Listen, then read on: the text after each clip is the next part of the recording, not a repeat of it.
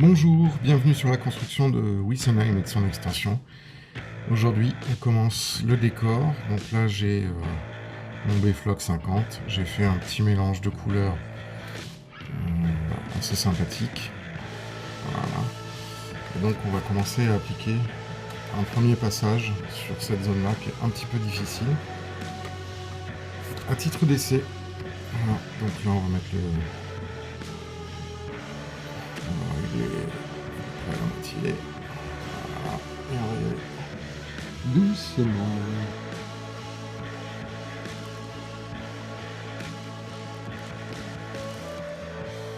Donc là, c'est intéressant.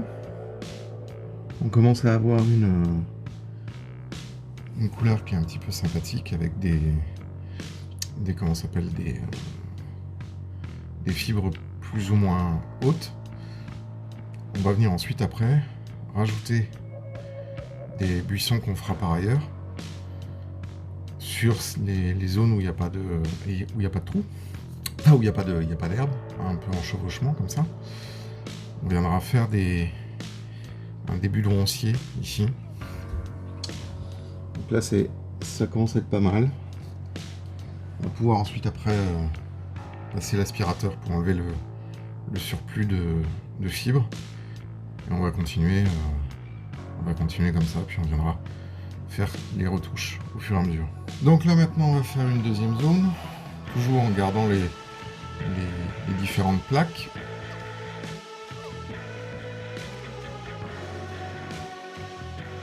On va faire quelques plaques comme ça. On va pas être sûr de la couverture uniforme de talus. Donc là on a le fond qui a été traité avec de la magie grasse. C'est pour ça que je peux me permettre vraiment de pas me soucier d'avoir des liaisons entre les différents points de colle, parce que c'est la surface du magie grasse qui vient faire la liaison. Donc là on voit, j'ai pas un mélange qui est tout à fait uniforme parce que je ne suis pas sur un alpage et je ne suis pas sur un, comment ça s'appelle, un endroit avec de l'herbe parfaitement appliquée, et donc du coup il y a des endroits où au niveau de la densité je suis moins important que d'autres. Donc là ici on voit que même dans les plaques que j'ai posées, il y a des endroits qui seront moins denses que d'autres. Et donc, on va pouvoir au fur et à mesure, comme ça, ensuite après, venir faire des retouches. Le gros intérêt de cet outil-là, c'est que justement, on peut vraiment travailler de façon chirurgicale avec des petites applications successives et venir ensuite après venir ajouter des massifs. Donc là on voit qu'il y a des endroits qui se dessinent où il y aura des massifs de ronciers, des choses comme ça, hein, qui vont venir un petit peu encombrer. Alors là, comme on est devant la casemate et qu'il y a les angles de vision, je peux pas avoir des gros massifs. Donc du coup je vais avoir des herbes hautes, etc. qu'on va venir ajouter au fur et à mesure, qu'on va faire sur une plaque à côté et qu'on viendra ensuite rajouter par collage, et après on viendra passer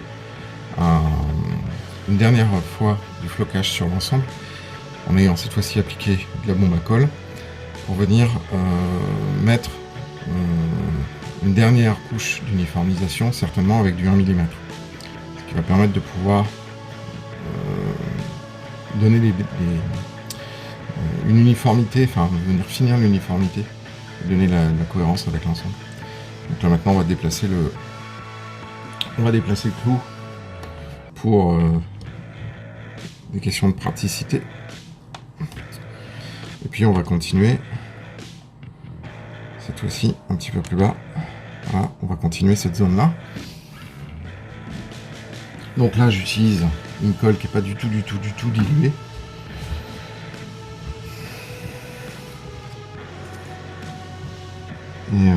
Et je l'applique. Alors vous allez me dire ouais mais t'as pas passé l'aspirateur. Ce qui est tout à fait vrai, vous avez tout à fait raison. J'ai pas passé l'aspirateur parce que pour l'instant j'attends un petit peu que les fibres électrostatiques se fichent dans la colle. Et ensuite après je viendrai... bizarre celle-là. Je vais dû oublier de la tasser. Donc là on voit que j'ai déjà mis des herbes mortes.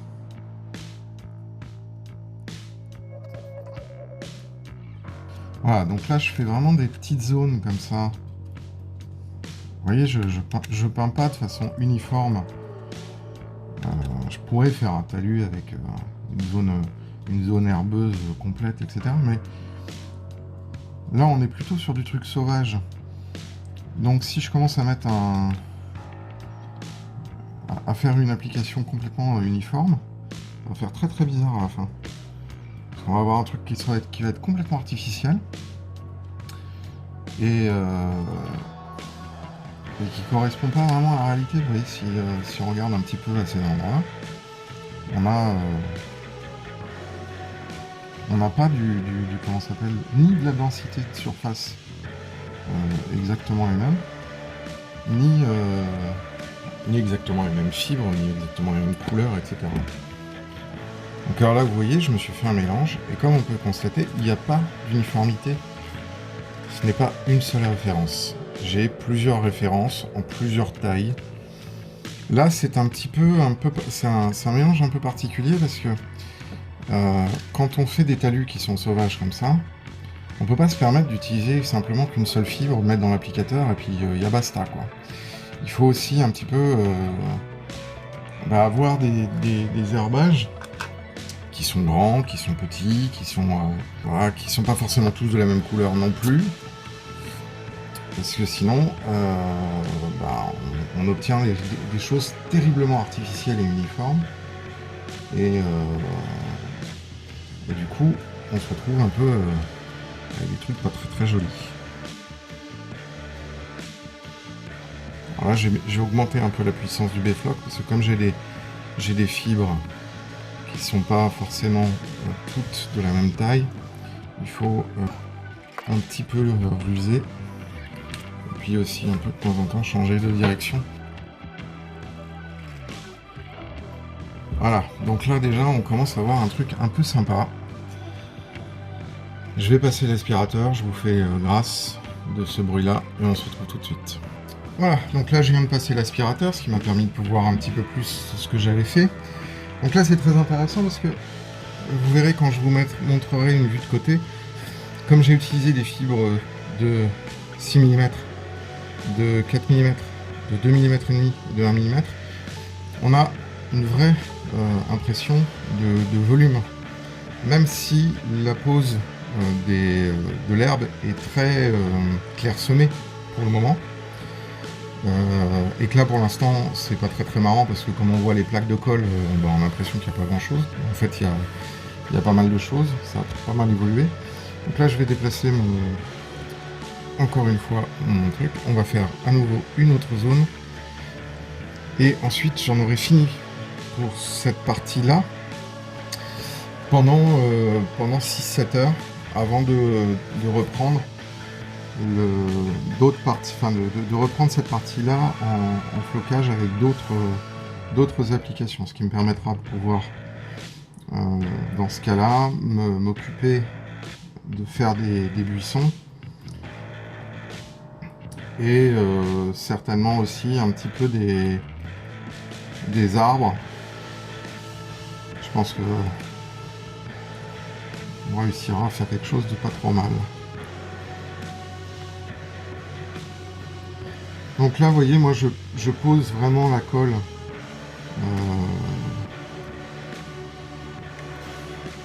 avec un pinceau, en chargeant un petit peu l'environnement. Il y a des endroits où je mets un peu plus de colle que d'autres, parce que je veux être sûr que les fibres tiennent bien droit. Donc du coup j'ai besoin d'un peu de matière pour qu'elles s'en fichent correctement.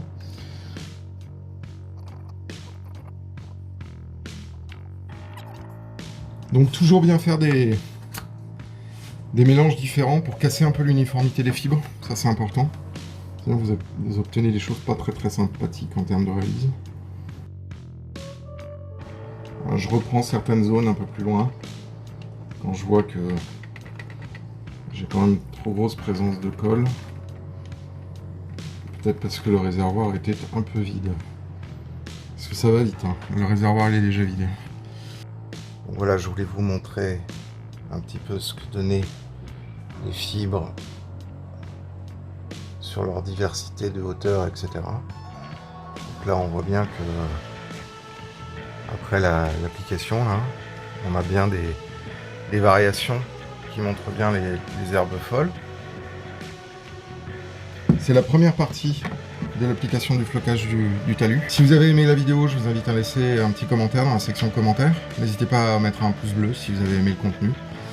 N'hésitez pas non plus à vous abonner et à cliquer sur la cloche si ce n'est pas déjà fait. Et je vous dis à très bientôt pour la suite des vidéos concernant le flocage et la mise en place du décor sur l'extension.